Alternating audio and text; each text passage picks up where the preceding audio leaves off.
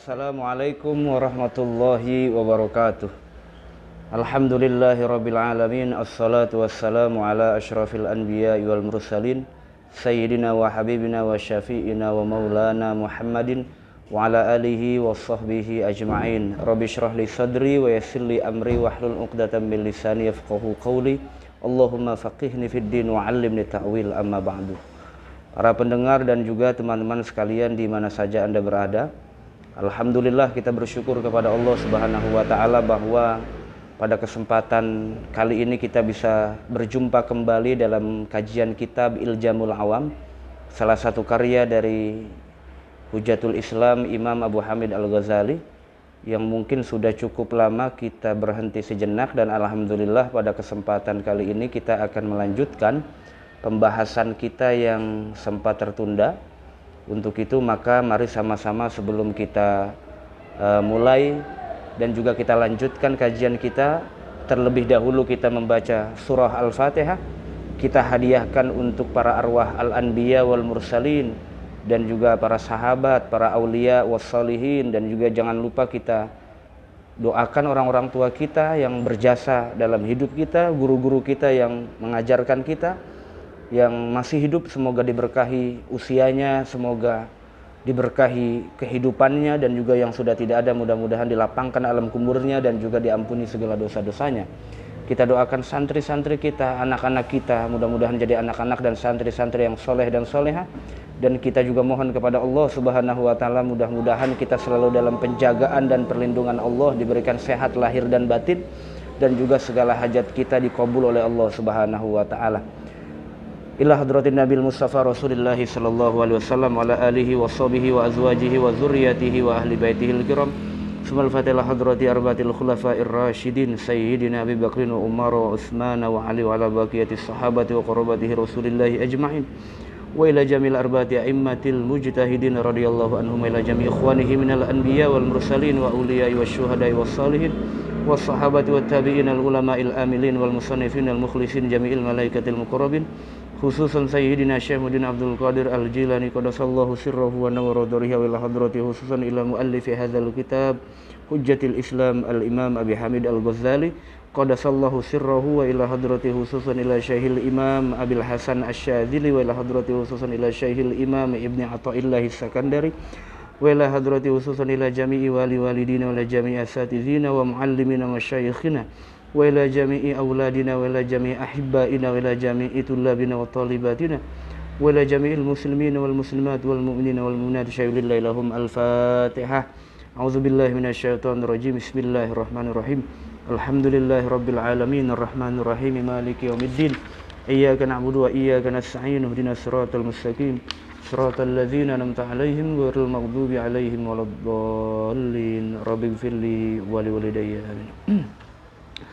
Baik para pendengar dan juga teman-teman sekalian di mana saja Anda berada, semoga pertemuan kita pada kali ini mendapatkan berkah dan ilmu yang bermanfaat dari Allah Subhanahu wa taala.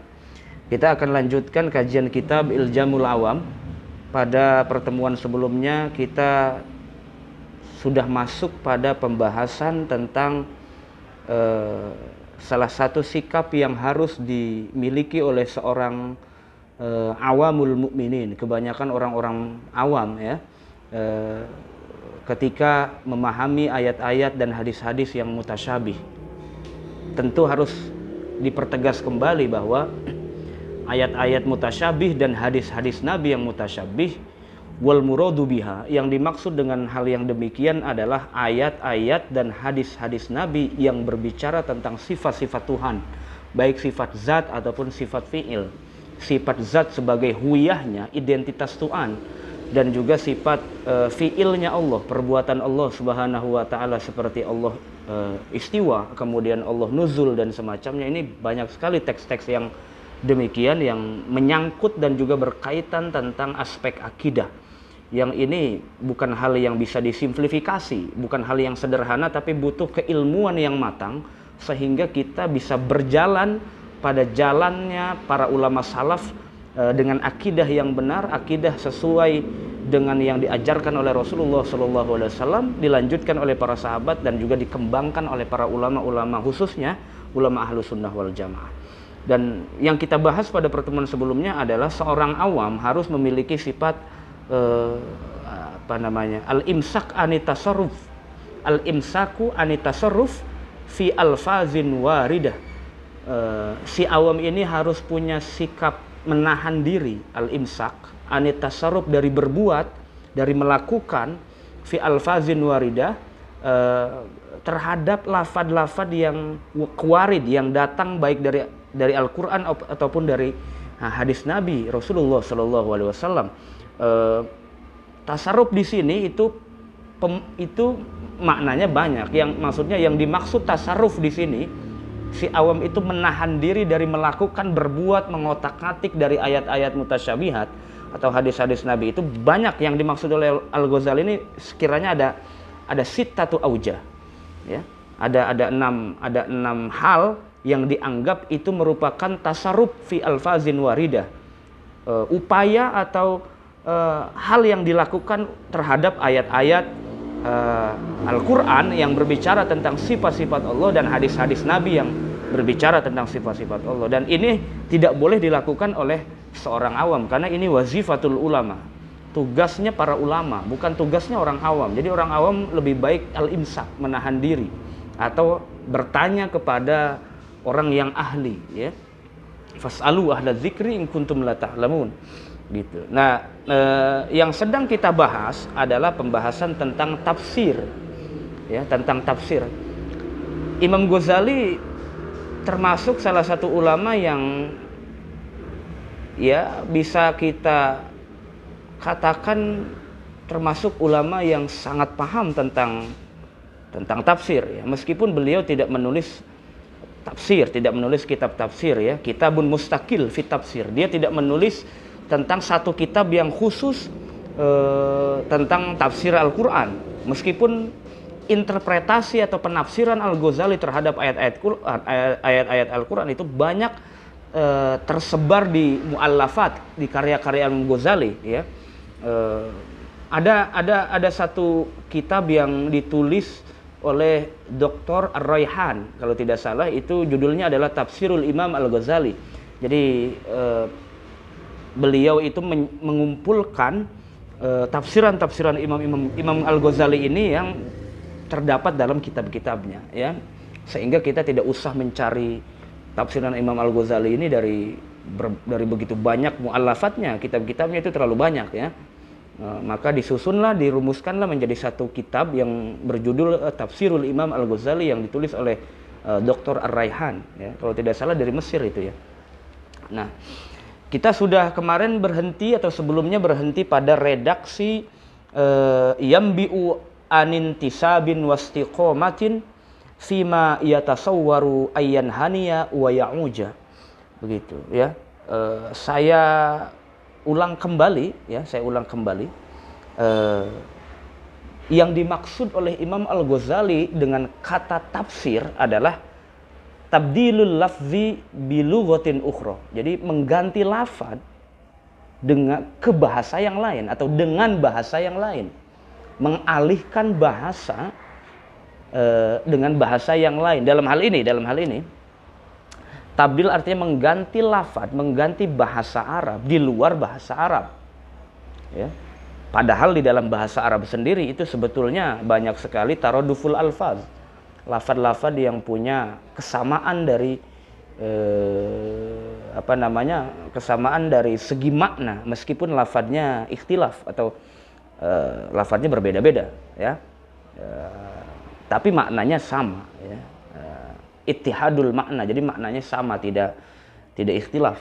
Nah, yang dimaksud oleh Imam Ghazali adalah seorang awam tidak usah melakukan tafsiran terhadap ayat-ayat mutasyabihat dan hadis-hadis Nabi yang mutasyabihat dengan mengganti teks atau lafaz yang berbicara tentang sifat-sifat Allah dalam Al-Quran ataupun dalam hadis dengan bahasa yang lain. Bahasa yang dijadikan sebagai contoh oleh Imam Al-Ghazali yang termasuk daripada bahasa di luar bahasa Arab adalah bahasa Persia. Karena Imam Ghazali adalah seorang Persia, Farisi. Ya, Imam Ghazali lahir di Tus, ya, di Khurasan, di Persia. Bahkan bahasa Persia adalah bahasa ibunya Imam Al-Ghazali. Jadi paham betul bagaimana tentang bahasa-bahasa Persia.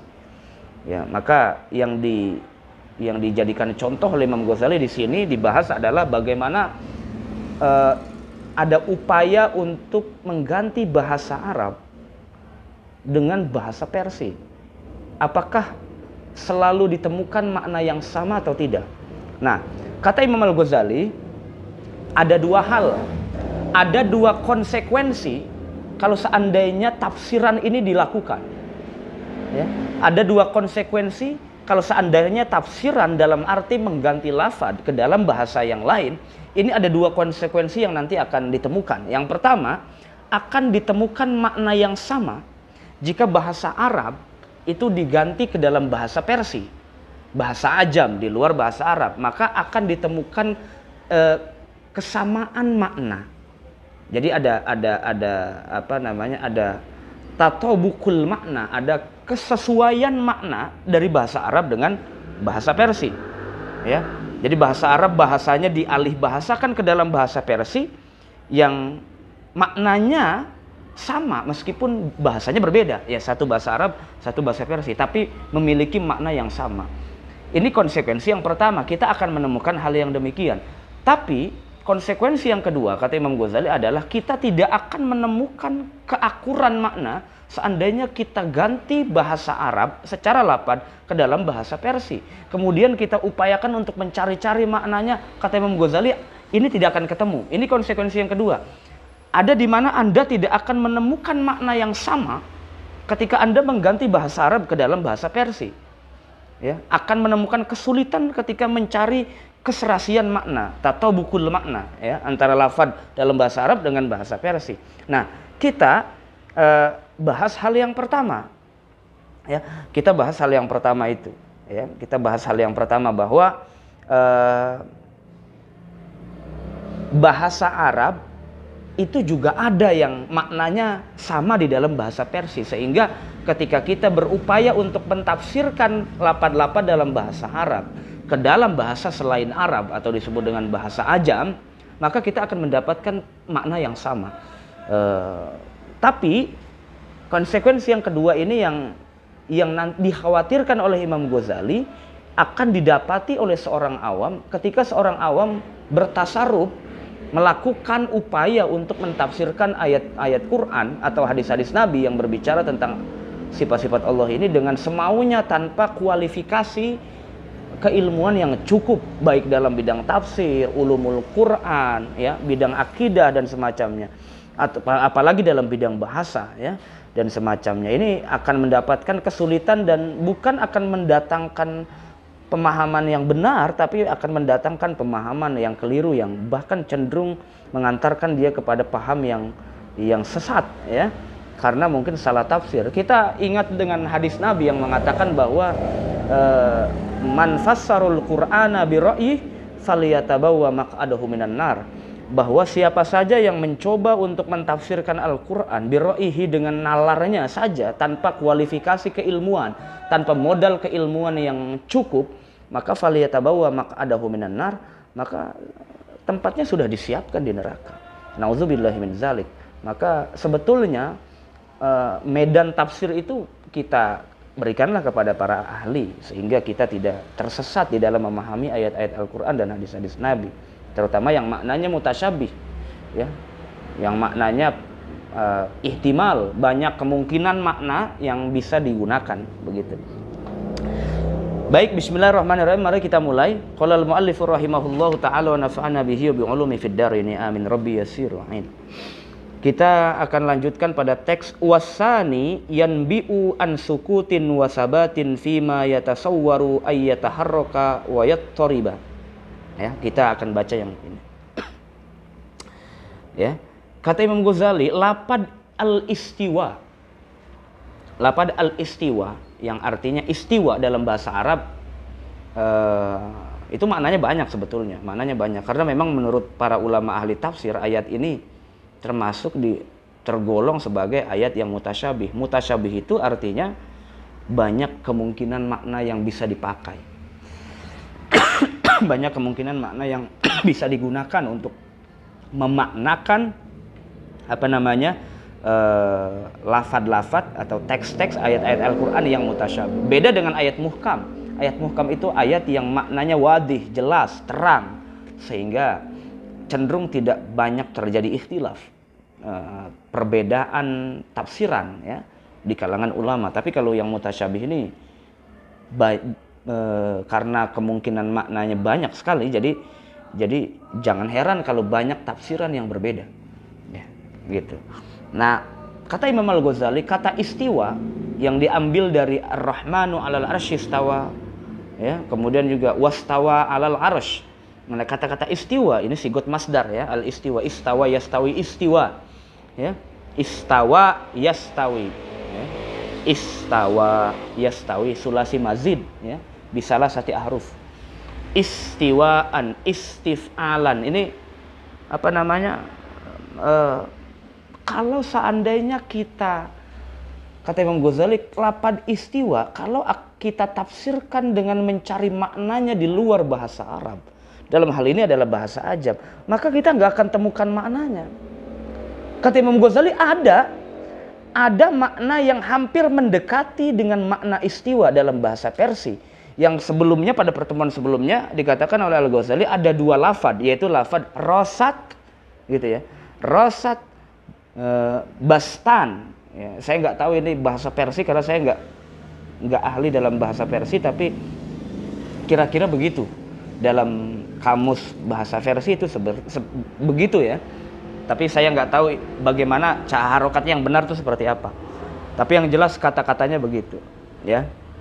Kalau seandainya dipaksakan lafaz istiwa untuk ditafsirkan ke dalam bahasa Persia, maka nanti yang ada adalah ditemukan dua lafaz untuk bisa memaknakan lafaz istiwa itu, yaitu lafaz rosat dan bastan itu tadi ya. Nah, lafaz yang pertama gitu, lafaz yang pertama kata rosat ini kan sebetulnya dua lafaz, rosat dan bastana, ini dua lafaz yang dijadikan satu sehingga bisa dijadikan sebagai tafsiran untuk mentafsirkan lafaz istiwa dalam bahasa Arab. Tapi kata Imam Ghazali, ini kan sebetulnya wahadzal lafdzani, ini dua lafaz, bukan satu lafaz. Al istiwa kan satu lafaz, lafzun wahid. Tapi kalau ini rosat ya, rosat tadi itu bastana, begitulah kira-kira ya. Saya nggak ahli dalam bahasa Persia. Ini dua lafaz yang dijadikan satu, berarti kan murakkab ini. Dua lafaz yang dijadikan satu sehingga bisa maknanya ini bisa ya sekiranya mendekati dengan terjemahan kata al-istiwa itu. Ya, istiwa yang artinya itu menguasai, merajai. Kayak itu kalau paham kita Ahlussunnah, bukan artinya istiqrar, bukan Allah menetap atau tidak gitu ya. Ini akan kesulitan ketika kita tafsirkan dengan bahasa Persia. Kata Imam Ghazali, makna dari dua lafaz yang pertama rosat ini kan karena lafaznya murakkab. Ketika lafaznya murakkab disusun rosat dan bastana ini digabungkan dua lafaz ini barulah bisa memaknakan kata istiwa. Sedangkan istiwa itu lafzun wahid, satu lafaz. Sebetulnya dua lafaz yang tersusun ini itu masing-masing punya makna sendiri kata Imam Ghazali. Nah, makna yang pertama kata rosat itu mengisyaratkan makna intisab wastiqomah, mendeskripsikan, menggambarkan makna tentang sesuatu yang intisab, lurus tegak ya. Wastiqomatin dan istiqomah sama nafsul makna sebetulnya ya. Fima yatasawwaru ayyan haniya wa ya'uja, terhadap sesuatu yang bisa kita deskripsi dalam pikiran kita bahwa suatu saat dia akan bengkok ya. Sesuatu yang lurus tegak suatu saat akan bengkok ya. Tubuh manusia aja begitu, makin tua makin bengkok. Itu makna rosat kalau seandainya dimaknakan dalam bahasa Arab secara sendiri ya, tanpa kata bastana tadi. Ini masing-masing maksudnya kata Imam Ghazali. Kata rosad kalau sendiri tidak menggunakan kata bastan itu punya konotasi yang berbeda. Konotasinya adalah makna intisab wastiqomah, menunjukkan makna lurus tegak. Ya. Nah ini nggak nyambung dengan kata istiwa pun nggak nyambung sekali secara konotasi gitu kan. Secara makna, secara kontennya nggak pas, nggak pas. Sebetulnya Imam Ghazali ingin memberikan contoh bahwa Anda tidak akan menemukan makna yang sama di luar bahasa Arab tentang makna istiwa dalam bahasa Arab. Nggak ketemu. Maka Anda harus cari maknanya di dalam bahasa Arab juga. Tidak boleh mentafsirkan di luar bahasa Arab, begitu. Ingat, yang dimaksud oleh Imam Ghazali, kata tafsir di sini adalah tabdilul lafzi bil lughatin ukhra. Ya tidak apa-apa, ulama ahli tafsir punya pengertian tafsir berbeda, nggak apa-apa. Tapi yang jelas dalam kitab ini Imam Al-Ghazali itu yang dimaksud dengan tafsir, makanya Imam Ghazali mengatakan at-tafsiru wa'ani bihi, yang aku maksud dengan kata tafsir di sini adalah tabdilal lafzi bi lughatin ukhra, mengganti lafaz dalam bahasa Arab ke dalam bahasa di luar Arab, bahasa ajam. Ya itu nggak apa-apa. Definisi kok banyak juga berbeda pendapat di kalangan ulama. Tapi yang jelas tafsir yang dimaksud oleh Imam Ghazali di sini itu adalah begitu. Ya. Nah, yang kedua, wasani yanbi'u an sukutin wasabitin. Lafaz yang kedua itu maksudnya adalah bastana tadi itu. Ini bastana ini ba ada alifnya, sin ta ada alifnya, nun. Memang secara bangunan lafadznya mirip bahasa Arab, bahasa Persia itu secara bangunannya. Cuman memang cara pelafadannya nggak seperti bahasa Arab. Kalau bahasa Arab kan ada makharijul huruf dan semacamnya. Saya nggak tahu itu kalau bahasa Persia seperti apa. Yambi'u an sukutin wasabitin, bahwa kata bastana dalam bahasa Persia itu kalau diartikan ke dalam bahasa Arab artinya adalah menjelaskan sesuatu yang sukun, yang diam, wasabitin dan yang tetap. Jadi mendeskripsikan makna sesuatu yang sukun wasabit, diam dan dia tetap. Fima yatasawwaru ayataharraka wa yatariba, terhadap sesuatu yang bisa kita deskripsikan, bisa kita gambarkan suatu saat dia akan bergerak dan dia akan berpaling, gitu kan? Sesuatu yang diam, sesuatu yang sabit, yang tetap. Itu bisa saja suatu saat itu ayataharraka wa yatariba, suatu saat dia akan bergerak dan berpaling, beranjak, kabur gitu ya. Bisa saja.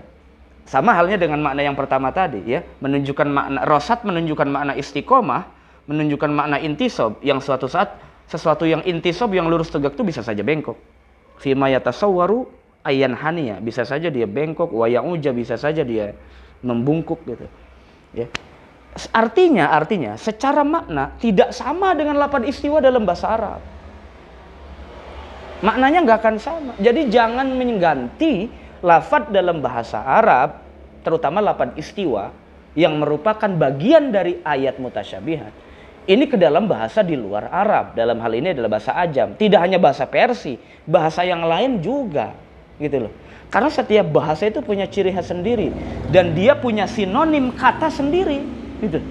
Tidak melulu kita akan menemukan makna yang akur, yang tatobuk, yang sesuai di luar bahasa Arab. Toh di dalam bahasa Arab sendiri banyak sekali banyak sekali kemungkinan makna. Kalau kita lihat ada kamus namanya Tajul Arus min Jawahiril Qomus. Itu kalau tidak salah karangan Murtado Az-Zabidi kalau nggak salah ya. Itu hampir puluhan jilid, itu kamus bahasa Arab doang itu. Ya, hampir puluhan jilid. Itu kata al-ain, makna al-ain aja itu maknanya bisa 10. Itu dalam bahasa Arab saja udah banyak sekali makna yang bisa kita gunakan untuk memaknakan kata al-istiwa. Sehingga kita nggak perlu mentafsirkannya di luar bahasa Arab. Begitu, kira-kira begitu. Maka kata Imam Ghazali, wa isy'aruhu bihadzihil ma'ani, mengisyarkan, memberitahukan lafaz istiwa bihadzihil ma'ani dengan makna-makna ini, makna-makna yang tadi itu ya, makna-makna yang antisobin wastiqomatin, kemudian makna sukunin wasabitin, dengan makna-makna yang tidak sesuai dengan lafaz istiwa dalam bahasa Arab, maksudnya dengan makna-makna bahasa Persia, Itu nggak sesuai dengan lafaz istiwa dalam bahasa Arab maknanya. Kalau seandainya kita paksakan untuk ditafsirkan, wa isyaratuhu ilaiha fil ujmiyati, dan mengisyaratkan lafaz istiwa ilaiha kepada makna-makna tadi fil ujmiyati dalam bahasa ajam, itu azhar lebih jelas. Itu azhar lebih jelas, ya. Min isyari lafzil istiwa, daripada begitu ya, daripada memberitahukan atau menginformasikan lafaz istiwa wa isyaratihi ilaiha, dan juga mengisyaratkannya ilaiha kepada makna-makna yang tadi, gitu.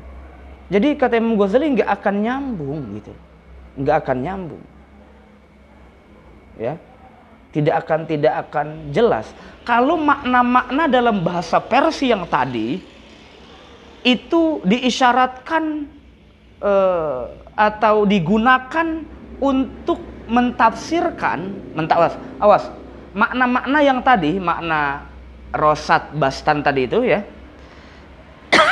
yang artinya secara kalau dipisah artinya ada yang menunjukkan kata intisab istiqomah, yang satu lagi menunjukkan makna sukun wasabit.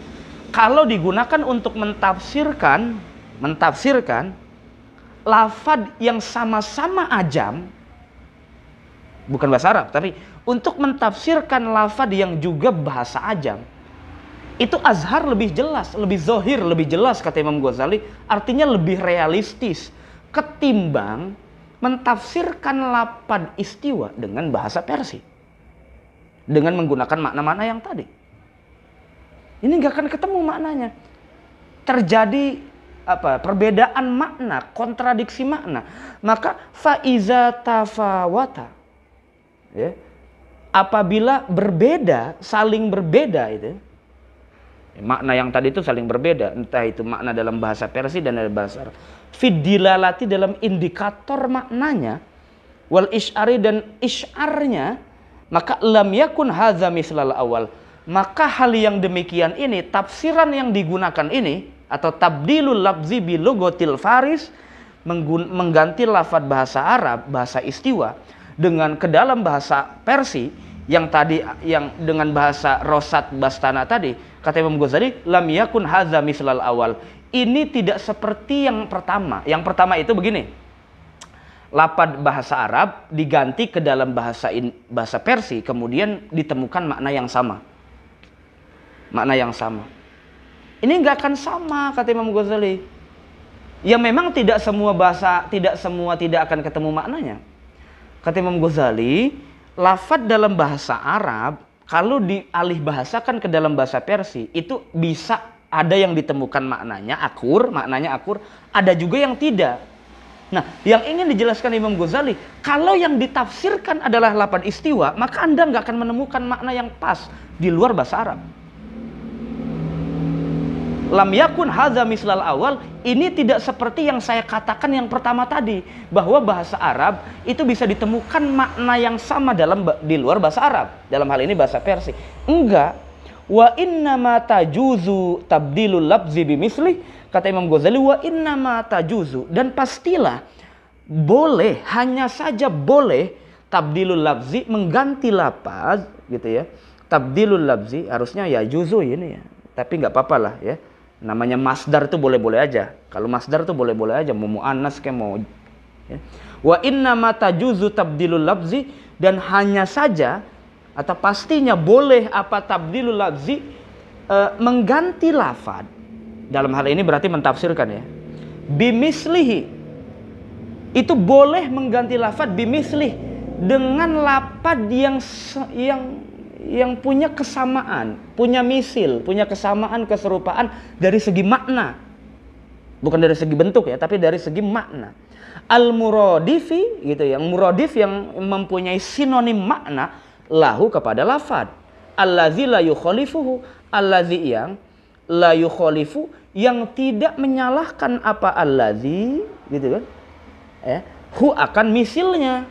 Biwajhin minal wujuh, dengan satu arah dari beberapa arah, artinya selalu sama. Kalau dibenturin kemana-mana, maknanya tetap aja balik sama, begitu. Jadi kata Imam Ghazali, Anda boleh mentafsirkan menggantikan lafadz dalam bahasa Arab ke dalam bahasa Persia hanya dengan bimislih, lafadz yang punya konotasi sama. Kalau tidak, ya, kalau seandainya tidak atau ada ikhtilaf, maka tidak bisa disebut sebagai tafsir. Nggak bisa disebut sebagai tafsir. La bima yubayinuhu. Tidak juga mentafsirkan atau mengganti lafadz dengan lafadz yang lain yang berupaya untuk menjelaskan lafadz itu. Itu bukan tafsir namanya. Ya. Begini, mari kita deskripsikan misalnya. Ada satu lafadz dalam bahasa Arab. Itu yang kalau dalam bahasa di luar Arab bisa kita deskripsikan maknanya, tapi ketika kita deskripsikan maknanya di luar bahasa Arab itu membutuhkan beberapa kata. Padahal dalam bahasa Arab satu kata aja. Nah, ini bukan tafsiran, kata Imam Ghazali. Yang disebut tafsiran adalah Anda harus mencari lafadz yang semisil. Itu yang semisil. Maksudnya tafsiran yang dimaksud oleh Imam Ghazali dalam kitab ini, tabdilul lafzi bil lughatin ukhra itu. Ya, bil lughatin ukhra. Maka itu bukan masuk kategori tafsir yang dimaksud Imam Ghazali di sini. Tabdilul lafzi bil lughatin ukhra. Ya. Jangan. Au yukhalifuhu, atau yang menyalahkan misilnya. Lafadz yang satu menyalahkan misilnya, artinya lafadz yang ingin kita terjemahkan ke dalam bahasa di luar Arab itu maknanya kontradiktif. Maka ini bukan tafsiran namanya. Ya, bukan tafsiran. Ya. Walau bi adna syai'in wa adaqqihi wa akhfah, walau sekalipun dengan paling dekatnya sesuatu, paling halusnya dan paling samarnya, kalau ada terjadi takhaluf dan juga terjadi tabayun, itu bukan tafsiran, ya.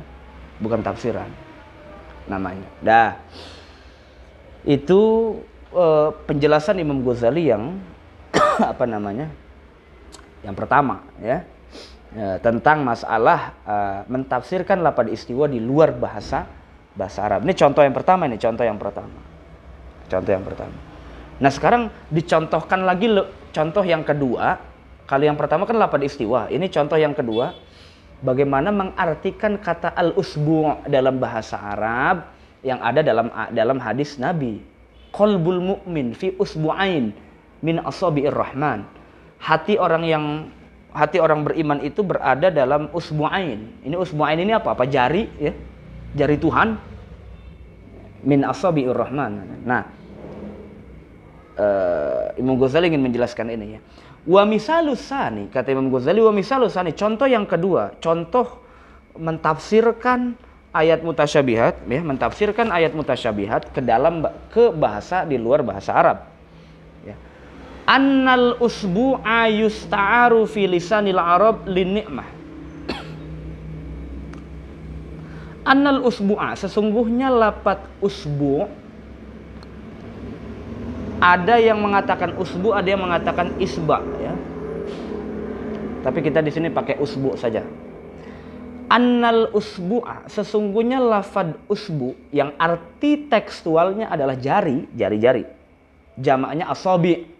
Ya, sigot muntahal jumu asabi. Itu yusta'aru bisa dipinjam, lafadz usbu itu bisa dipinjam fi lisanil Arab, dalam lisannya orang-orang Arab. Maksudnya masih dalam koridor bahasa Arab. Linikmah, untuk memaknakan kata nikmah. Tuh.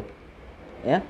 Kata Imam Ghazali, sesungguhnya lafadz al-usbu dalam bahasa Arab yang arti tekstualnya adalah jari, itu bisa dipinjam lafadznya untuk memaknakan kata nikmah. Contoh kata Imam Ghazali, yuqalu li fulanin, seperti yang dikatakan bagi si fulan, indi usbu'un, indi itu tetap di sisiku, di dekatku, pada diriku, usbu'un bermula nikmat. Aku punya aku sedang mendapatkan nikmat. Aku sedang mendapatkan kesenangan. Ai nikmatun nikmat. Ya. Wa maknaha, adapun maknanya bil farisiyati, jika dibandingkan ke dalam bahasa Persia, ya, itu inkasyat berubah jadi kata inkasyat. Inkasyat. Saya nggak tahu itu bahasa Persia ya. Jadi kata nikmah atau kata usbu kalau dialihkan ke bahasa Persia yang dimaksud tabdilul lafzi bil lugatin ukhra, itu nanti akan ketemu namanya lapad inkasyat. Lapad inkasyat. Yang kata Imam Ghazali, lapad inkasyat ini ya maknanya apa? Ya. Lapad inkasyat ya maknanya nggak sama dengan makna usbu dalam bahasa Arab. Maka kata Imam Ghazali, wa majarat adatul ajami bihazihil isti'arah. Dan tidaklah berlaku kebiasaan orang-orang ajam yaitu dengan menggunakan isti'arah, meminjam lapad dengan lapad yang lain, meminjam lapad. Gak ada itu. Ya, emang orang-orang Arab yang sering begitu. Makanya kalau kita belajar balaghah, kita belajar namanya majaz, ya, ada isti'arah, baik tasrihiyah atau dengan kinayah, macam-macam lah, begitu ya. Emang orang Arab senang begitu, meminjam lapad lain untuk memaknakan makna tertentu, begitu. Tapi kata Imam Ghazali, wa majarat adatul ajam bihazil isti'arah. Orang ajam tuh nggak suka begitu, nggak suka minjem lapad lain untuk mengungkapkan makna tertentu. Kebiasaan ini nggak ada di luar Arab, nggak ada. Kebanyakan orang Arab yang begitu, yang suka meminjam lafad untuk mengungkapkan makna-makna tertentu. Nah, bahasa Al-Quran dan hadis itu kan bahasa Arab. Allah pun mengkhitab Nabi Muhammad sebagai seorang Rasul dan Nabi. Ya Allah mengkhitab dengan bahasa lisan Nabinya. Ya bahasa Arab juga. Tapi bagaimanapun Al-Quran, bahasa Arabnya tidak seperti bahasa Arab manusia dalam bicaranya. Karena bahasa Arab Al-Quran itu bahasa wahyu. Yang jelas tingkat kesulitannya tinggi. Bagaimana mungkin orang saat ini itu mudah saja mentafsirkan, mudah saja menerjemahkan Al-Quran dengan tanpa mempelajari disiplin ilmu-ilmu tertentu untuk bisa memahami Al-Quran. Ini kan miris sekali. Apalagi ada yang mengatakan bahwa Al-Quran itu, saya belajar Al-Quran otodidak, langsung dari Rasulullah, para sahabat, ya. Ini orang begini jangan dijadikan guru yang begini, ya, karena tidak punya kualifikasi keilmuan yang bisa dijadikan sebagai seorang guru. Karena bahasa Al-Quran itu bahasa wahyu, kesulitannya lebih tinggi. Kesulitan bahasa Arab Al-Quran pasti lebih tinggi ketimbang bahasa Arab biasa yang digunakan oleh orang-orang Arab. Karena bahasanya bahasa ijaz, bahasa mukjizat, ijaz. Jadi beda. Makanya disitulah banyak ulama-ulama berlomba-lomba untuk mentafsirkan dengan keilmuan mereka yang mumpuni. Tidak seperti orang sekarang, ya, nggak bisa apa-apa tapi mentafsirkan Al-Quran semaunya. Dia nggak tahu hadis Nabi yang tadi sudah saya bacakan itu, ya. Man fassarul Quran bi ra'yihi falyatabawwa maq'adahu minan. Ini kan hadisnya serem sekali. Mentafsirkan Quran semuanya itu bisa. Silakan, tempatnya sudah disiapkan di neraka. Nauzubillahi min dzalik. Ya, jadi kata Imam Ghazali, orang ajam tuh kurang suka meminjam lapad untuk mengungkapkan makna tertentu. Kebiasaan seperti ini, adatul isti'arah. Kebiasaan meminjam lapad ini biasanya kebiasaan Arab, adatul Arab. Maka kata al-usbu kalau diterjemah, kalau dialih bahasakan ke dalam bahasa Persia, ini artinya inkasyat. Inkasyat itu apa maknanya? Ya. Inkasyat apa maknanya? Ya nggak sama dengan kata al-usbu, itu nggak sama gitu, ya.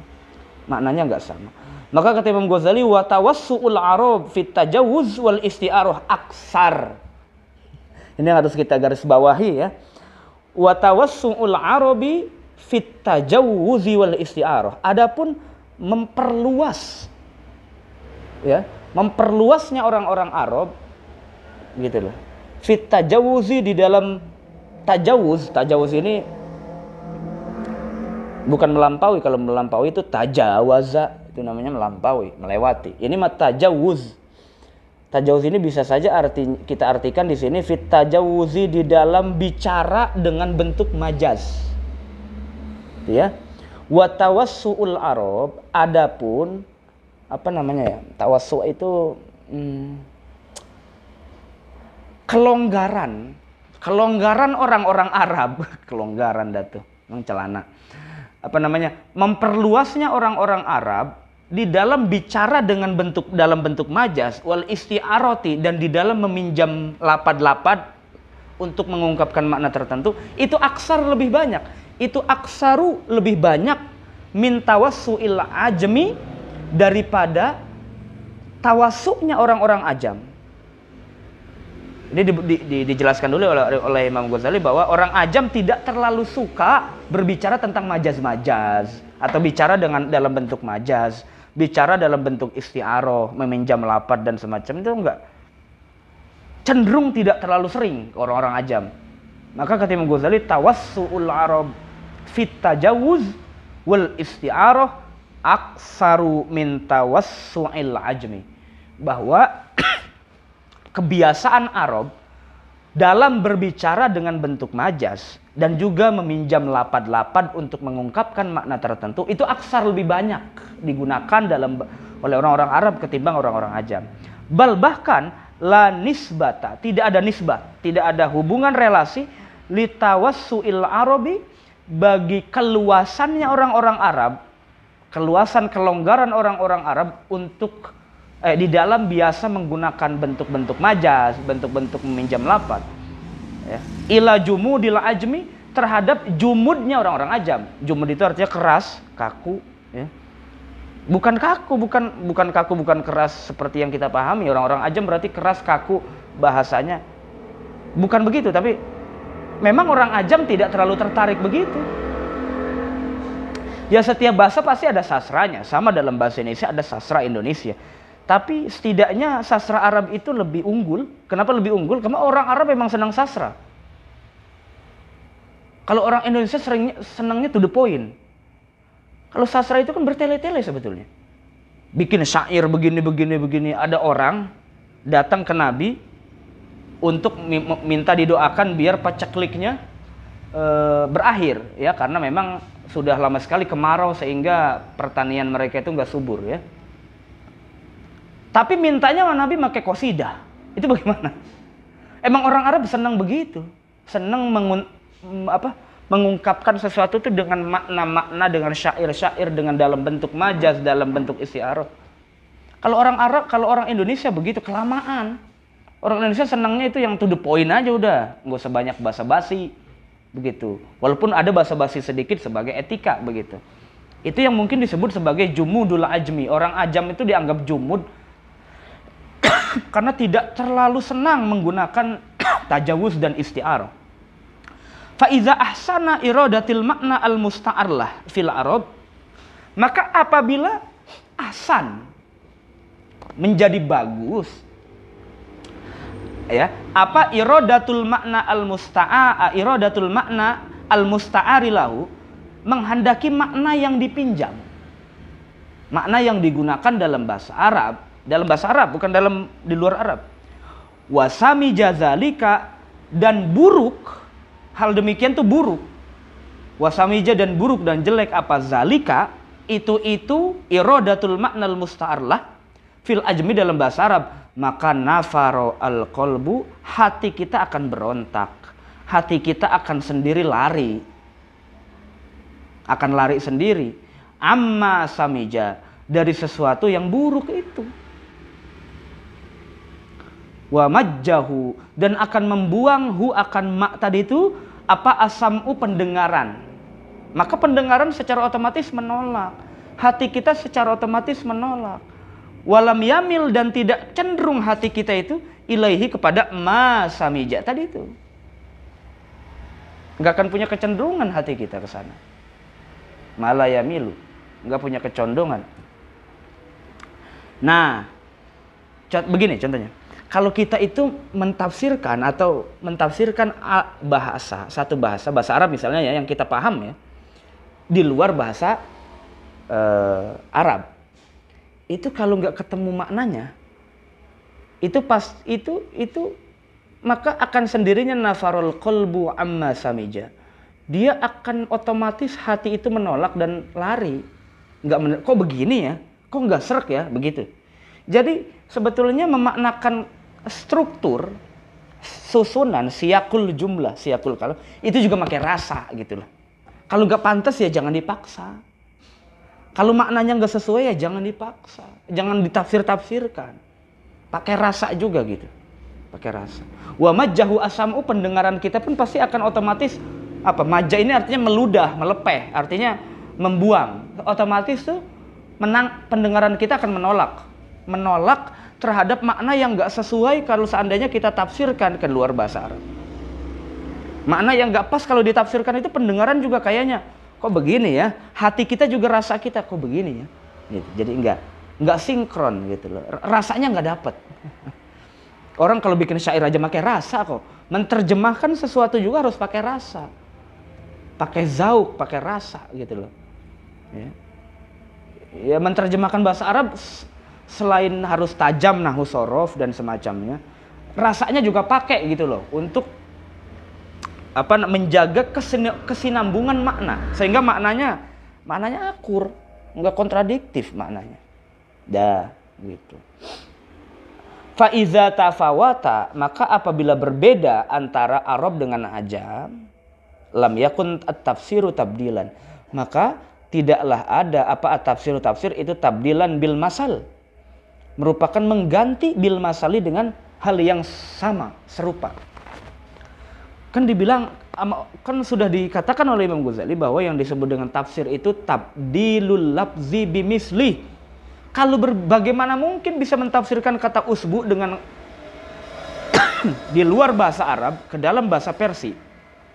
Usbu artinya jari misalnya secara tekstual. Diartikan ke dalam bahasa Persia, bahasa Iran, itu artinya inkasyat. Inkasyat ini apa artinya? Nggak sama dengan kata al-usbu gitu loh. Nggak sama dengan kata al-usbu. Maka faiza tafawata, apabila begitu ya, ada alif tasniyah. Apabila dua lafaz ini berbeda, maka lam yakun at-tafsiru tafdilan bil masal. Maka tidak akan ada at-tafsir itu tabdilan bil masal, merupakan menggantikan sesuatu dengan masal, dengan lafaz yang mempunyai makna yang semisil, makna yang serupa. Balakan tetapi bil khilaf, dengan makna yang kontradiktif. Wala yajuzu at-tabdilu, wala yajuzu, dan tidak boleh at-tabdilu, mengganti lafaz dalam hal ini mentafsirkan, illa kecuali bil masali, dengan lafaz yang mempunyai makna semisil dengan lafaz yang ditafsirkan. Begitu. Jadi kita pun harus tahu dulu makna tafsir itu apa. Jangan semaunya mentafsirkan Quran dengan tanpa mengetahui tata cara dan juga tanpa memahami disiplin ilmunya. Ini akan keliru, memaknakannya akan keliru, bahkan akan cenderung mendatangkan tafsir yang fasid, tafsir yang batil. Bukan kemudian akan mendapatkan makna yang memperkuat akidah, bahkan malah merusak akidah, ya. Ini salah satu contoh, ini contoh tafsiran yang tidak bisa dipaksakan, kata Imam Ghazali. Kalau tidak ada maknanya di luar bahasa Arab, maka cari maknanya di dalam bahasa Arab. Kata lafaz istiwa ini nggak ada di luar bahasa Arab makna yang sama dengan istiwa. Maka carilah dalam bahasa Arab kemungkinan maknanya. Begitu juga lafaz al-usbu yang merupakan bagian dari ayat mutasyabihat atau hadis mutasyabihat, qalbul mu'min fi usbu'ain itu. Ini nggak ketemu kalau di luar bahasa Arab tuh nggak ketemu. Maka tafsirkanlah dengan bahasa di dalam bahasa Arab, ya, di dalam bahasa Arab. Maka dengan demikian baru disebut dengan tafsiran, gitu loh, ya. Namanya at-tabdil atau tabdilul lafzi bilugotin atau bilabzi mislih, bilabzi mislihi, tabdilul lafzi bilabzi mislihi atau bil makna mislihi, boleh. Ya, karena at-tabdil la yajuzu tabdil illa bil masal. Tidak boleh mengganti lafaz kecuali mempunyai konotasi yang serupa. Gitu, ya. Baik, mungkin itu saja teman-teman, kita berhenti sampai sini, ya. Nanti kita akan lanjutkan misalus salis, contoh yang ketiga dari model bagaimana tentang tafsir daripada mentafsirkan lafadz dalam ayat mutasyabihat di luar bahasa Arab, dalam hal ini bahasa Persia, yang nggak akan ketemu maknanya. Jadi jangan dilakukan, ditahan. Ya. Ini baru 2 contoh yang dikasih oleh Imam Ghazali. Nanti ada contoh lagi satu. Jadi contoh yang ketiga, misalus salis. Ini cukup panjang, mungkin akan kita bahas pada pertemuan selanjutnya. Itu saja, lebih kurangnya mohon maaf. Mudah-mudahan bisa bermanfaat buat kita semua dan juga bisa menjadi ilmu buat kita semua. Semoga kita bisa bertemu kembali dan kita diberikan selalu kesehatan, panjang umur oleh Allah Subhanahu wa taala. Wallahul muwafiq ila aqwamit thoriq. Assalamualaikum warahmatullahi wabarakatuh.